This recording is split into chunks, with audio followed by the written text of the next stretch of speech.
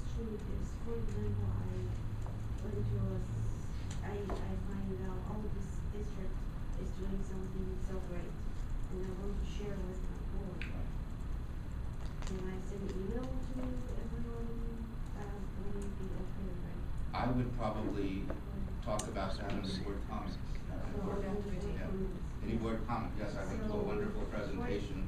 So, for example, maybe a parent especially give me some information I'm interested, and I should share it with them if I think it might benefit the others on there. I can bring it up at the board. Or like in the blog if people need input from constituents, and then I can share it with the board also. Very important. Okay, is there any possibility of like presenting the rest of this with no questions? No.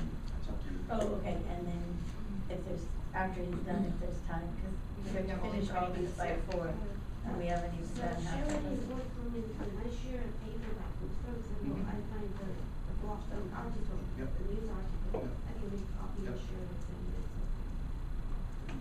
Okay, I'm gonna go through pretty quickly then, Okay. and then you can revisit if you want to. On page 12, and I'll just try to make the major points of why the slide is there. Page 20, public schools, in addition to the Brown Act, also have education code sections about open meetings. We're special, we get two bodies of law, and it does provide for a few things the Brown Act doesn't. You can see in slide 20 about placing matters on the agenda. Addressing the board as each agenda item comes up. After each item we say, is there public comment, right? And we always have an item in our agenda on public comment on matters not on the agenda, right? Those matters not on the agenda, public comment, still need to be within the subject matter jurisdiction of the board. If I stand up under that and I want to talk about, I can't think of something, city, unless it impacts us. But I want to talk about, sports, politics, generally, the storm coming this weekend. I don't know. That's not within our jurisdiction. We would say no.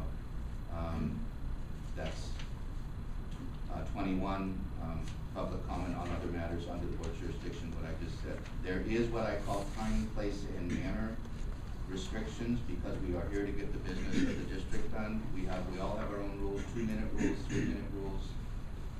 Sometimes boards have a maximum amount of time per topic.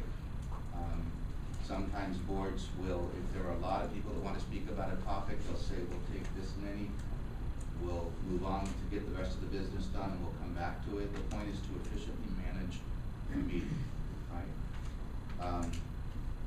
The page 22, it's a really high bar because the board meetings are a public forum. There's First Amendment rights. People can say critical things. The bar to stop something happening is actual disruption, that they're somehow impeding the orderly conduct of your meeting, okay? There's an example on the next page, on page 14, where someone brought in a big can of garbage and started dumping garbage all over, and that was sufficient disruption to give, and that was a school district case, Albany School District. There's several slides here on parliamentary procedure, and when a board should, I don't know if your bylaws say you use Rogers rules or parliamentary procedure. It doesn't have to. My experience is some bylaws refer to may utilize, and most boards are relatively informal. Up to the point where you need a motion and a second and majority vote, and reconsideration is by the person who voted in the. But if you look at Rogers rules, it's like this thick and it's Old English.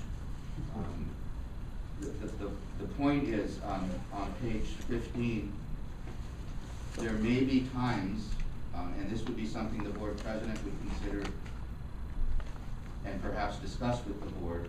There's a topic coming up where we need to be a little bit more structured here, because there's a whole lot of people that want to talk, and you can see the bullets. Whenever there might be robust discussion, let's say, strong and divergent views among trustees. There also may be an appropriate time, and this is important, where the matter had just gone on too long, and someone says, I want to move the motion, move the matter. But what you don't want to do, unless your bylaws say so, is have your regular informal procedures and then all of a sudden have one or more people pulling out parliamentary procedure as a weapon. Okay? That's not appropriate, and nor is using the Brown Act as a weapon appropriate. You can see top of page 16, technical rules should be observed to the extent necessary to be legal, expedite, avoid confusion, and protect everyone's rights. That's parliamentary procedure. Page 17, I think we've covered, we haven't covered this. Everyone knows, especially now, since we've talked about it for an hour, that we can have an illegal meeting if we're texting and emailing outside this door, right? What about if we're texting and emailing in the meeting? We're at a noticed meeting. We have a right to all 5 be here. But you have to text everybody that's here if you're gonna do that, right? Why? Well, because it's not public if you're only texting the person sitting next to you. But how about Google testing? Is that allowed? No, the No, you public can't doesn't have access to it. You can't text at all because it is public, like it's a public meeting. It's our meeting, but whatever we say has to be heard by Right. everybody here. That's what I And think. yeah. That's absolutely right, and this is an area where the law hasn't quite caught up with technology. But if you go back to there's some of the Brown Act that talks about carbon copies of things, and typing and mimeographs. It hasn't caught up yet. If you go back to the underlying public policy that I said at the beginning, that the purpose of the board meeting and the Brown Act is to make sure our deliberations are disclosed. So if we're doing this, even to all 5 of us together, they don't know what we're talking about. So what about if somebody outside Same is thing. texting us and we are kind of looking at it and then Now you're receiving information. right. Not appropriate. And in fact, some districts, you may or may not want to talk about this. I don't want to create a problem where there isn't one. You can see on, starting on top of page 20, this is actually from a board policy. Board- Closed session. Pardon me? Closed session? No, this is open session. So this is a very good, this is interesting. Yeah. How about in closed session, can you pass each other? We've never done that before. Never had. I wouldn't like it if you 2 were texting each other. The comment about in open session that happening is inappropriate because the public isn't seeing your deliberations. Well, you're in closed session already, so Right. that's not there. Right. But as a boardsmanship thing, that's not good. You can see at the top of page 20, this is actually from a real board policy. No use of social media, will not text messages or use cell phones in any way during a board meeting. Of course, if you have an emergency, you can't call it, and then respect all speakers and share any information, etc. So is this something that we all think we need to put in our protocols? We don't have it. Yeah, that's what I'm asking. Should we ask, I say if can we add that add into, because it And seems everyone has really 13, we'll important. have 14. Yeah. No, there you Cell go. phones. Okay, Is that all right with you if I at least draft it? Yeah, use of technology more than just texting, because this also covers Facebook and Twitter and. The other thing that comes up is, and it's related to this because of technology, is I remember in our, when I was president, a certain matter came up, and we're all very, we want to be prepared and studious and ready to talk about things. So all 5 of my board members, including me, we went off and did all our own research, right? And here we came to the board meeting and we were talking about this subject, controversial subject.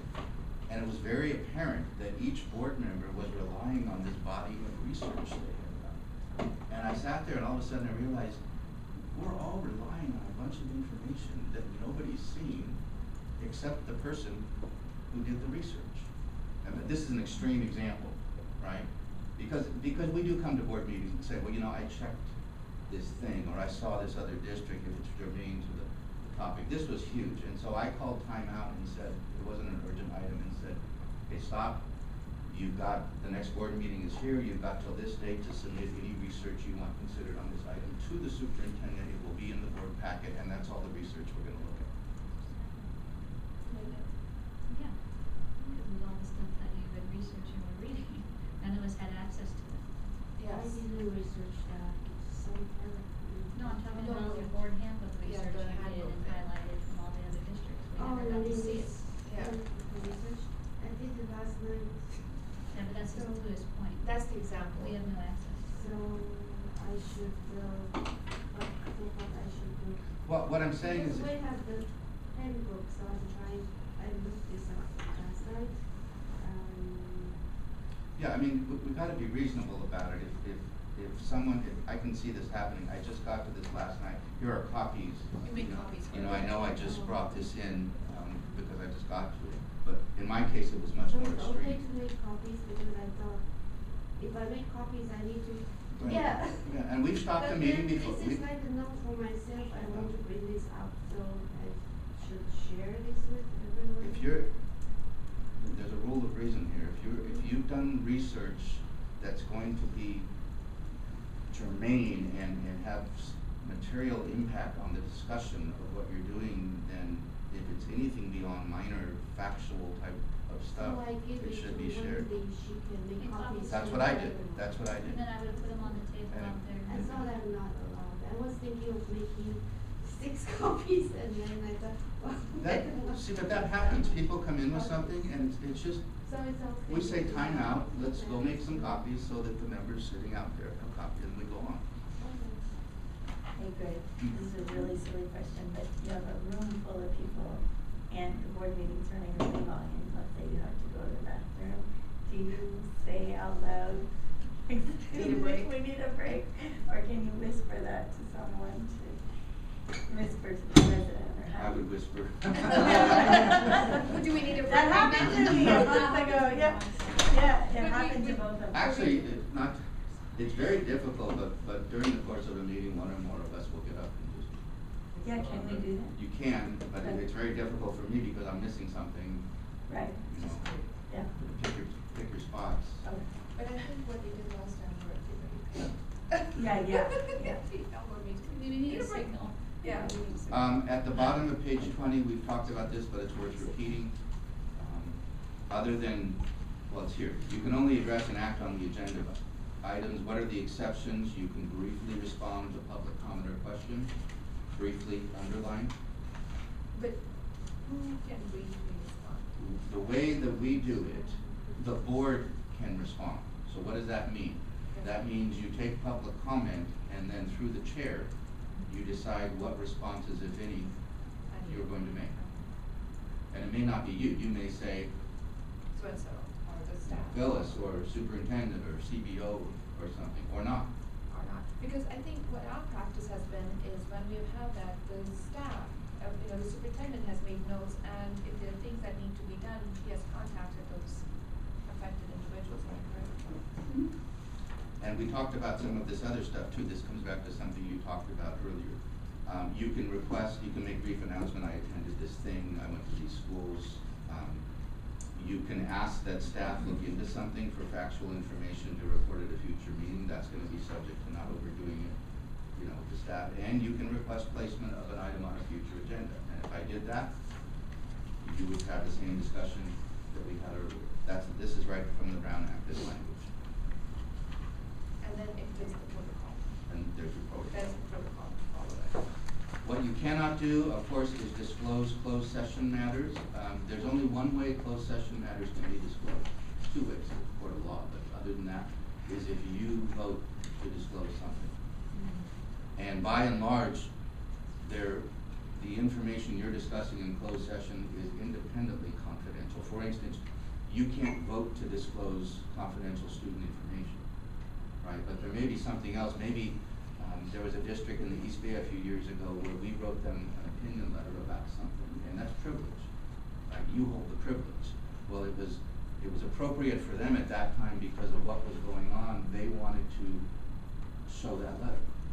They had to vote whether to do that because that was confidential closed session information. So that's the only way it can happen. And notes and nothing are ever kept of closed session. Minutes are not taken in closed session unless you violated the Brown Act and a court order has said you must take minutes. So you don't take minutes in closed session. I don't think you get into this. Some board member will come at a subsequent meeting and want to change the minutes from the prior meeting or their vote from the prior meeting. That's not appropriate. Using the minutes to rewrite discussion when you start your meeting, are there any modifications to the minutes? No, I want to say this, and this. We don't do that. The minutes are, as I said, minimal. Bottom of the page, Anjali, what we just asked, are closed session minutes required? No. If you do, it's still not a public record because it's closed session, and there's very few closed session subjects. Let's see, we talked about minutes. The amount of detail depends on the nature of the group and its custom. Talked about that. Robert's rules, minutes should contain a record of what was done at a meeting, not what was said by the members. We talked about when does the public get what you get?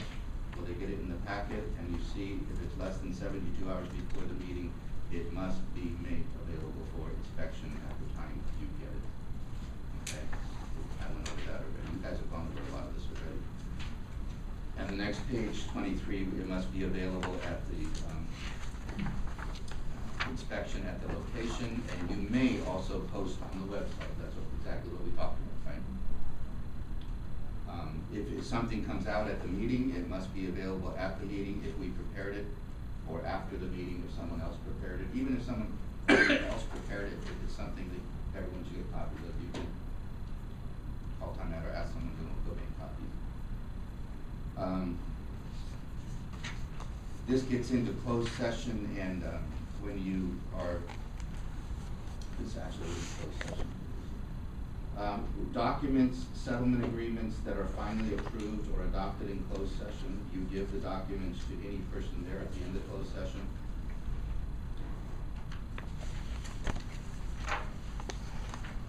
And you have those people, I don't know if you still have them, where every year they put themselves on the list for the request. It's those people that get these. What if you're in closed session and you have a document that came in and everybody got it beforehand, not the public because it's probably confidential, but it's something you're going to vote on in closed session and report out. But the only thing in the packet is the original thing, and you change something in closed session, which happens. I'd like to change that word, that provision. What you do is, see, as soon as it's retyped the next day, that's what retype on. So sometimes in a contract or an agreement, you're discussing it in closed session properly, and you say everything looks good, and we're going to either vote it here and report out or vote it in open session depending on the legal requirement, but you changed a clause. Well, now the document isn't in the packet, right? You don't have it available for the public, rather. So what you do is you make it available as soon as possible the next day, but you can still go ahead and approve it as long as the president explains this is the change we made. By the way, I said one of the most all of the actions a board takes in closed session, some things you don't vote on. You just discuss it in closed session, like labor negotiation. Most actions, personnel actions, for instance, you vote in closed session and you report out. The board voted 5-0 in closed session. That's all you have to say. You do have to identify how each board member voted. So if you say the board voted 4-1, you would say Member Smith dissenting, so that people knows who voted which way. For superintendent contracts, and by that I mean superintendent, associate, assistant, senior classified management deputy, you cannot vote in closed session. It must be ratified in open session. You can still discuss everything, but you have to ratify it in, open session. And the Brown Act book that I thought I sent all of you, that I'll make sure you get, the good thing about this book, other than the fact it's for our firm, is, that what I just told you is not in the Brown Act, it's in another section of the government code. So what we've done in this book is we put all the other things in there. There's a new law that went into effect January 1st. Well, last year, in January, everything about a superintendent type contract cannot be at a special meeting. And the one that just went into effect a few weeks ago, or 2 days ago, is you must give a verbal summary of those kinds of contracts before you ratify them in open session, which means no consent agenda. So they keep passing these laws. That's not in there, I'm just, it's in the Brown Act and the government code, but that's where we sent you this book. I'm not gonna take a big water. I think I'm done already now. What happens if you disclose confidential information? There are legal consequences, injunctive relief, disciplinary action, referral to the grand jury. In most cases, in board conduct,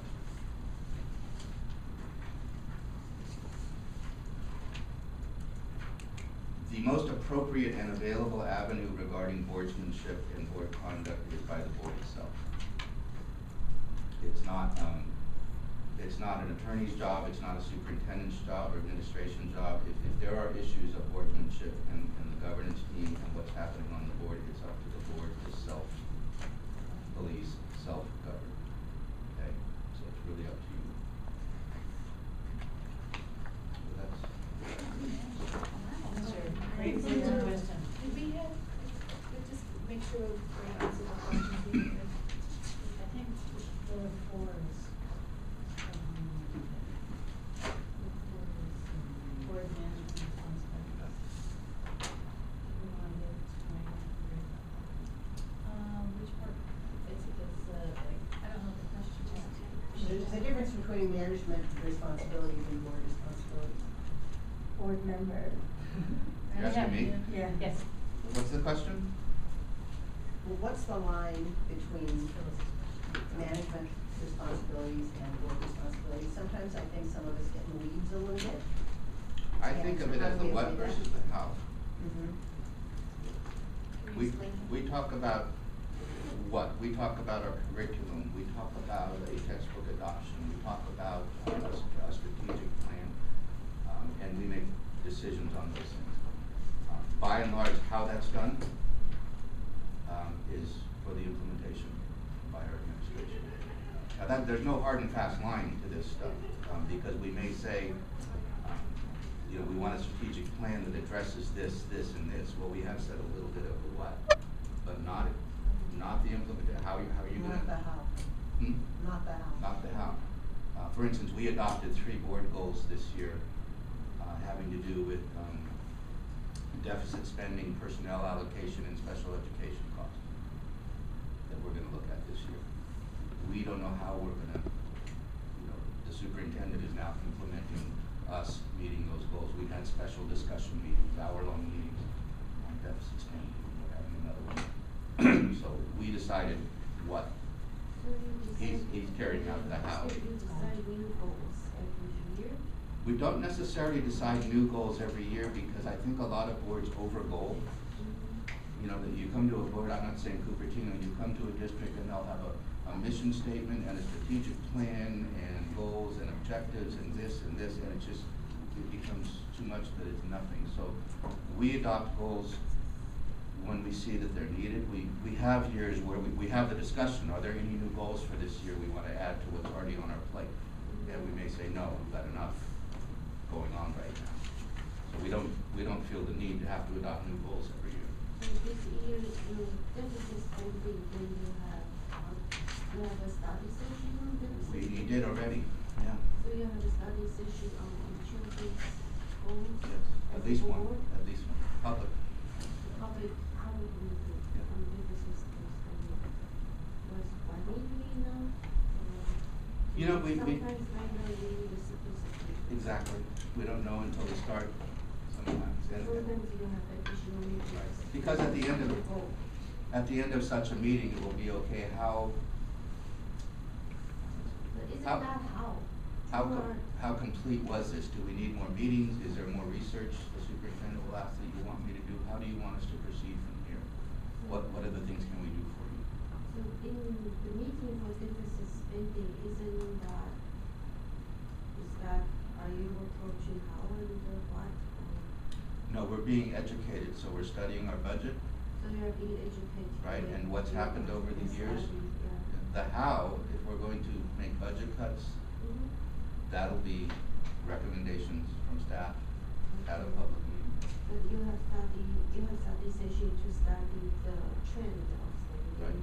and category that we Right. allocated funds. Right. This is done annually. Right. Because we decided that's how to do it. But exactly which category to cut, you have the staff figures out. Ultimately. Yeah. We are all good. We've got into Grace So time. one question is, I'm still confusing about how and why. So like curriculum adoption, and I looked at Palo Alto, they have board policy on curriculum adoption. The board has specified they have need, this for the points to the curriculum committee. Is that over the line or is that standard I think real quick, could you talk about curriculum and textbook adoption, that's pretty much legal requirement. That was. So the legal requirement for the board to decide how to do No, it. it's a process. There's a committee that has to happen, a textbook committee. I'm sorry to interrupt, but I'm we need sorry, to, There's a, the textbook committee is a legal we requirement. need to close and the meeting because. Yes, So you don't have that. Because we're not adopting. You're not it. adopting it. So we did actually. I Have just staff don't- review, Thank you. which are required, staff can